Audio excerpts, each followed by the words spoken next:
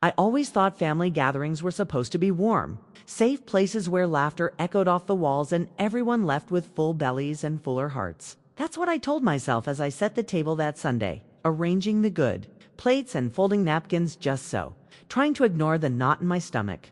My husband's family was coming over, and I wanted everything to be perfect. I wanted to be perfect, but as the doorbell rang and voices filled the house, I could already sense the tension simmering beneath the surface, like a storm cloud waiting to burst. It wasn't always like this. There was a time when I looked forward to these gatherings, when my husband would squeeze my hand under the table and whisper jokes in my ear. But lately, things had changed. He'd become sharper, his words more pointed, especially when his family was around. I'd learned to laugh off his little jabs, to smile through the discomfort, convincing myself it was all in good fun. That day, something felt different. The air was thick with expectation, and I could feel every eye on me, waiting for me to slip up as we all sat down to dinner. I tried to focus on my daughter's bright smile across the table, her innocence a small comfort in the sea of judgmental glances and forced laughter. I had no idea that before the night was over, my husband would say something so cruel, so humiliating, that it would leave me speechless in front of everyone I cared about. But what I never could have predicted was how my daughter would respond, how her words would change everything, not just for me, but for our entire family. Growing up, I always dreamed of having a family of my own, a place where I belonged, where love was unconditional and laughter came easily. My parents weren't perfect, but they tried their best. My mother taught me to be gentle, to put others first, and my father, though quiet, always made me feel safe. I carried those lessons with me into adulthood, believing that if I loved hard enough, if I worked hard enough, I could build the kind of home I'd always wanted. When I met David, thought I'd found my happily ever after. He was charming, attentive, and made me feel seen in a way no one else ever had. Our courtship was a whirlwind of late-night talks, spontaneous road trips, and whispered promises. My friends envied the way he looked at me, and my parents welcomed him with open arms. I remember the first time he met my family, how he made everyone laugh, how he helped my mother clear the dishes, how he held my hand under the table. I felt so lucky, so certain that I'd found the man I was meant to spend my life with. Our wedding was small but beautiful, filled with the people we loved most. I remember standing at the altar, looking into David's eyes, and believing with all my heart that we were starting something special. The first few years were good, really good. We built a life together, bought a little house, and welcomed our daughter Lily into the world. She was the light of our lives, and for a while, it felt like everything I'd ever wanted was finally within reach. But slowly, almost imperceptibly, things began to change. David started working longer hours, coming home tired and irritable. The little jokes he used to make at my expense, once playful, now felt sharper, more pointed. He'd criticize the way I cooked, the way I dressed, the way I parented. At first, I brushed it off, telling myself he was just stressed, that every marriage had its ups and downs. But the cracks kept widening, and I found myself walking on eggshells, afraid to say or do the wrong thing to the outside world. David was still the perfect husband. He was charming at parties, generous with compliments, always quick to lend a hand. His family adored him, and I often felt like I was living in his shadow, struggling to measure up to the image he projected. At family gatherings, he'd put his arm around me and tell everyone how lucky he was. But at home, his affection was conditional. It's approval, something I had to earn. I tried to talk to him about how I was feeling, but he'd dismiss my concerns, telling me I was too sensitive, that I needed to toughen up. I started to doubt myself, to wonder if maybe he was right. Maybe I was the problem. Maybe I just wasn't enough. Still, I clung to the hope that things would get better, that the man I'd fallen in love with was still in there somewhere. I poured myself into being a good wife, a good mother, hoping that if I just tried a little harder, loved a little more, things would go back to the way they were. But deep down, I knew something had shifted, and I was no longer sure how to fix it. As the years went by, I became an expert at hiding my pain, at putting on a brave face for the world. I smiled at family gatherings, laughed at David's jokes, and pretended everything was fine. But inside, I was slowly disappearing, losing pieces of myself with every cutting remark, every dismissive glance. I didn't realize how much I'd lost until that night, when everything came crashing down in front of his entire family. The week leading up to the family gathering was a blur of lists, errands, and anxious thoughts. I wanted everything to be perfect, not just for David's family, but for David himself. He'd been short-tempered lately, snapping at small things, my choice of groceries, the way I folded his shirts, even the way I laughed too loudly at Lily's jokes. I told myself it was just work stress, that he'd relax once everyone was together, but deep down, I felt the familiar dread creeping in. Every evening, as I planned the menu and cleaned the house, David hovered nearby, offering suggestions. That felt more like criticisms. "You're not really going to serve that, are you?" he'd say, eyeing the casserole I'd made 100 times before. Or, "My mother likes her wine chilled, not room temperature." You always forget. Each comment was a tiny pinprick, easy to ignore on its own. But together they left me feeling raw and exposed. Lily noticed too. She's only 8, but she's always been sensitive to the moods in our house. She'd watch me with worried eyes, sometimes slipping her small hand into mine as if to anchor me. "It's okay, Mommy," she'd whisper. "I like your cooking." Her words were a balm, but they also made me ache. I didn't want her to see me like this, nervous, uncertain, desperate for approval. The night before the gathering, David stayed up late, pacing the kitchen and muttering about how important it was for everything to go smoothly. "My family expects a certain standard," he said, not looking at me. "Try not to embarrass me this time." The words stung, but I bit my tongue, swallowing the urge to defend myself. I'd learned that arguing only made things worse. The morning of the gathering, I woke early, my mind racing with all the things that could go wrong.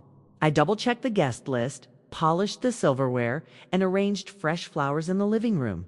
David barely acknowledged my efforts, instead barking orders and sighing loudly whenever I hesitated.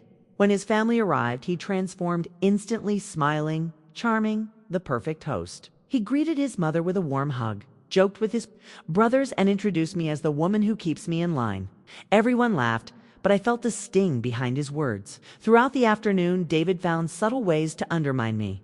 He corrected me when I recounted a story, rolled his eyes when I mispronounced a word, and made a show of fixing the salad I'd prepared. His family seemed oblivious, caught up in their own conversations, but I felt every slight like a weight pressing down on my chest. I tried to focus on Lily, on her laughter and bright eyes, but even she seemed quieter than usual, watching her father with a wary expression as dinner approached. The tension in the air was almost suffocating. I moved through the motions, setting the table and refilling drinks, all the while bracing myself for the next comment, the next jab.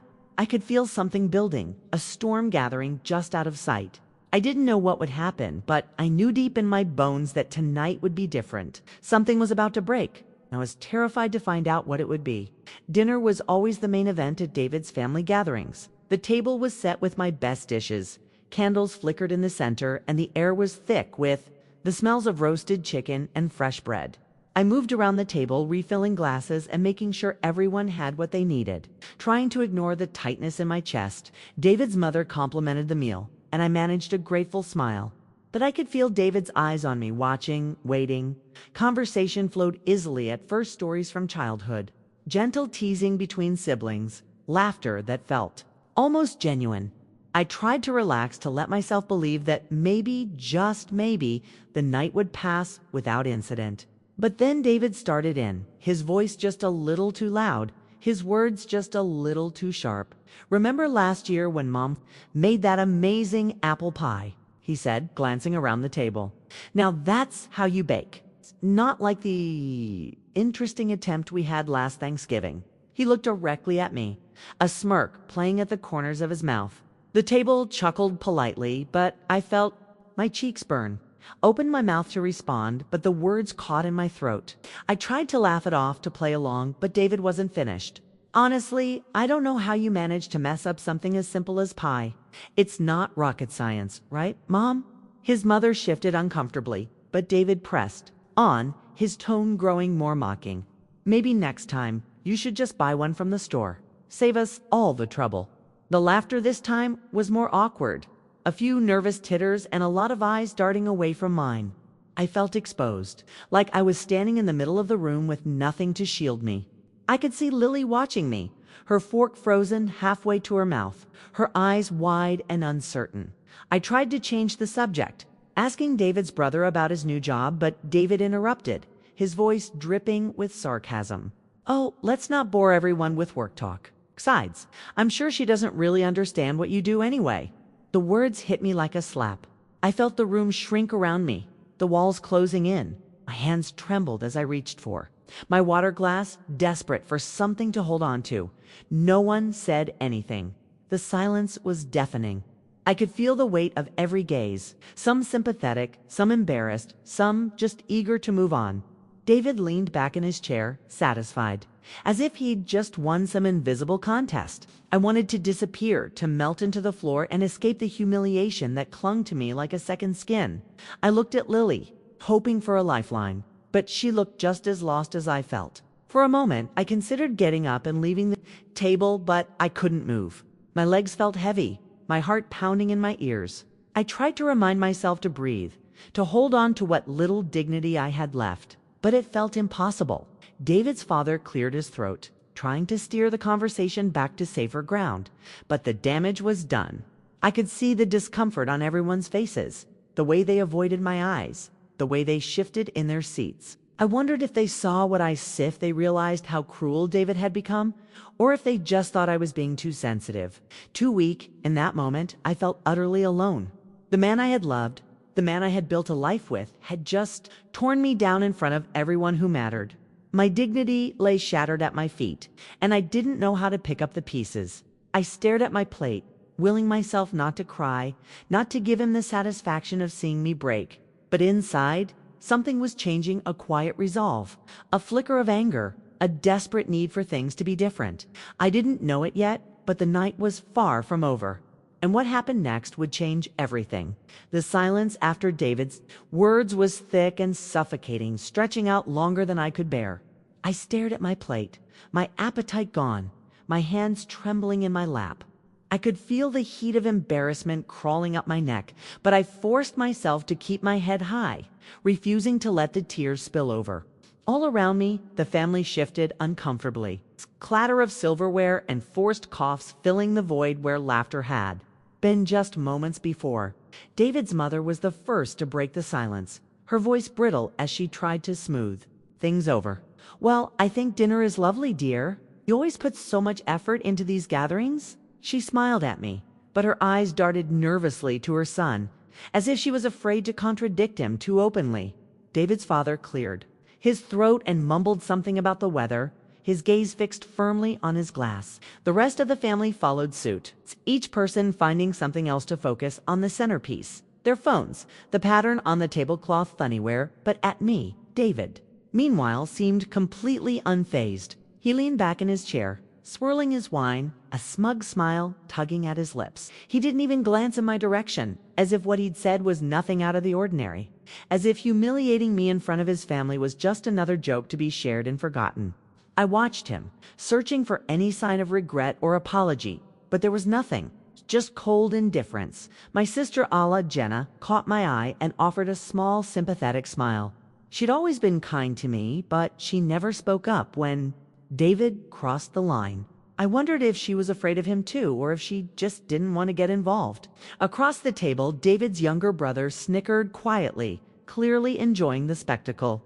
I felt a wave of anger rise in my chest, mingling with the shame and hurt. How could they all just sit there and let this happen?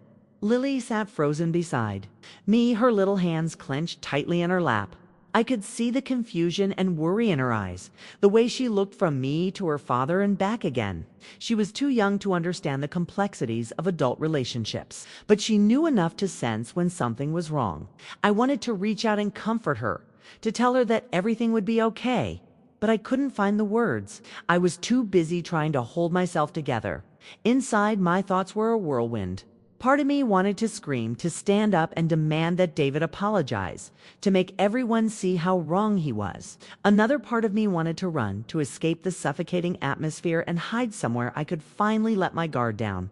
But I did neither. I sat there, silent and still, my dignity in tatters, my heart aching with betrayal. David's dismissiveness only made it worse. He carried on as if nothing had happened, launching into a story about his latest work project, laughing and gesturing animatedly. The family slowly relaxed, grateful for the return to normalcy, eager to pretend that the ugly moment had never occurred.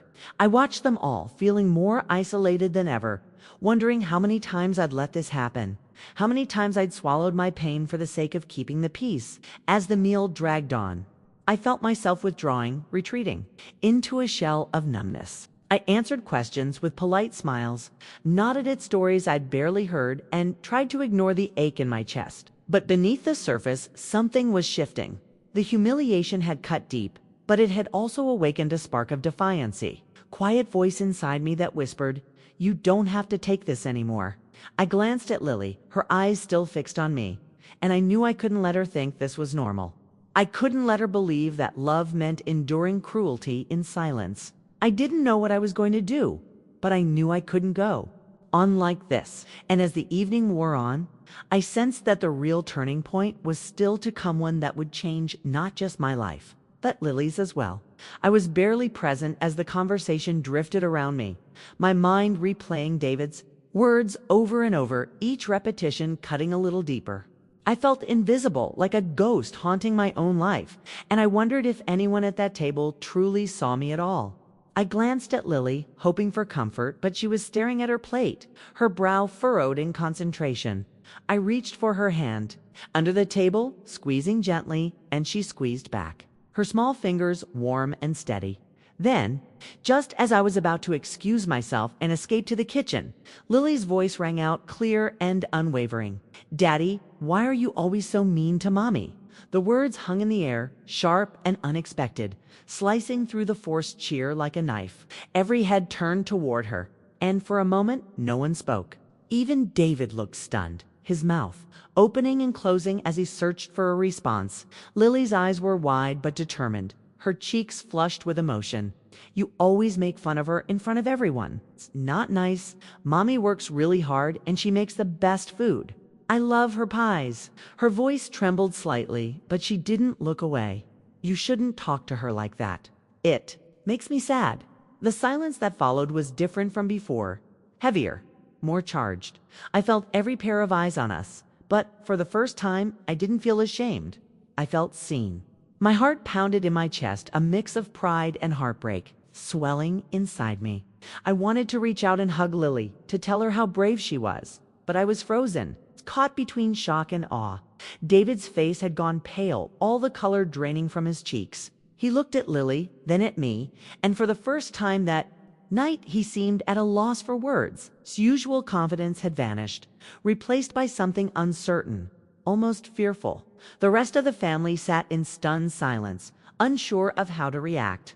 Jenna's eyes filled with tears, and David's mother pressed a napkin to her lips, her hands shaking. I realized then that Lily had done what none of us had dared. She had spoken the truth out loud, refusing to let it be buried under politeness or fear. In that moment, the power in the room shifted. David was no longer in control. His cruelty had been exposed, not by an argument or accusation, but by the simple honesty of a child. I looked at Lily, my heart overflowing with gratitude and love. She had given me the courage I'd been searching for, the strength to finally stand up for myself. I squeezed her hand again, this time with a new sense of purpose. The dynamic at the table had changed, and I knew nothing would ever be the same. For a long moment after Lily's words, the table remained frozen in stunned silence. I could feel the weight of everyone's eyes on me, but for the first time, I didn't shrink beneath their gaze. Instead, I felt something inside me shift, a quiet, steady strength rising up from the place where my shame had lived for so long. I looked at my daughter, her small hands still wrapped in mine, and I knew I couldn't let her down. I couldn't let myself down either. I took a deep breath, my voice surprisingly steady as I turned to David. "Lily's right," I said, my words clear and unwavering. "I've let you speak to me this way for too long, and I won't do it anymore. I deserve respect, especially in my own home, and so does our daughter. If you can't give us that, then maybe you need to think about why." My heart pounded, but I didn't look away. For the first time in years, I felt truly present, truly myself. David stared at me, his face a mixture of shock and something else, maybe fear, maybe regret. He opened his mouth to respond, but I held up a hand, stopping him. "No more excuses. David, No more jokes at my expense. If you have something to say it with kindness. Otherwise, I won't listen." The words felt foreign and powerful on my tongue, as if I was speaking them for every woman who had ever been made to feel small. The rest of the family sat in stunned silence, unsure of what to do. Jenna reached across the table and squeezed my arm, her eyes shining with tears. David's mother nodded, her lips pressed tightly together, and for the first time, I saw understanding in her eyes. Even David's father, usually so reserved, gave me a small, approving nod. I turned to Lily, brushing a strand of hair from her face. "Thank you, sweetheart," I whispered, my voice thick with emotion. "You were so brave. I'm proud of you." She smiled up at me, her eyes bright with relief, and I knew she understood maybe not everything, but enough to know that things were changing. After dinner, I gathered my things and took Lily's hand, leading her to the living room. David followed, his expression uncertain. "We need to talk," I said quietly, and for once, he listened.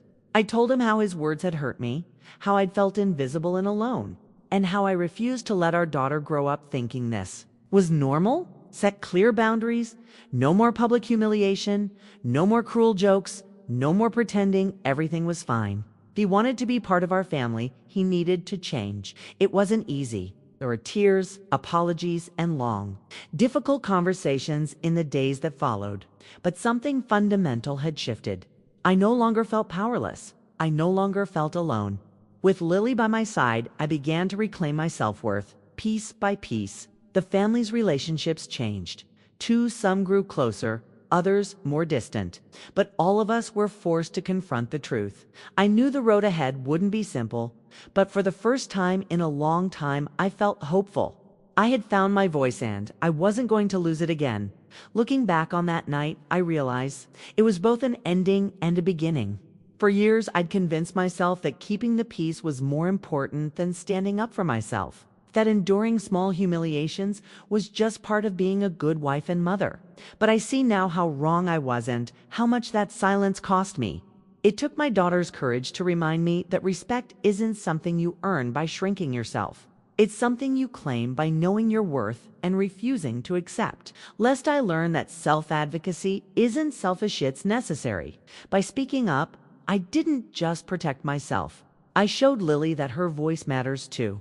Our children watch us more closely than we realize. They learn from our actions, our silences, and our strength. I never wanted Lily to think that love meant tolerating cruelty or that kindness meant accepting disrespect. That night, she taught me as much as I taught her, that standing up for what's right, even when your voice shakes, is the bravest thing you can do. To anyone who's ever felt small or invisible in their own family, I want you to know you're not alone.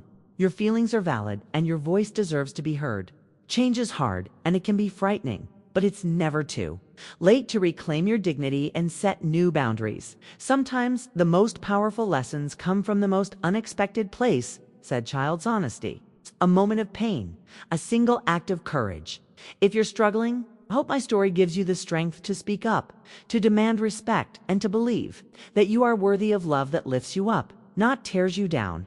And if you're waiting for a sign to make a change, let this be it. You are stronger than you think, and your story isn't over yet.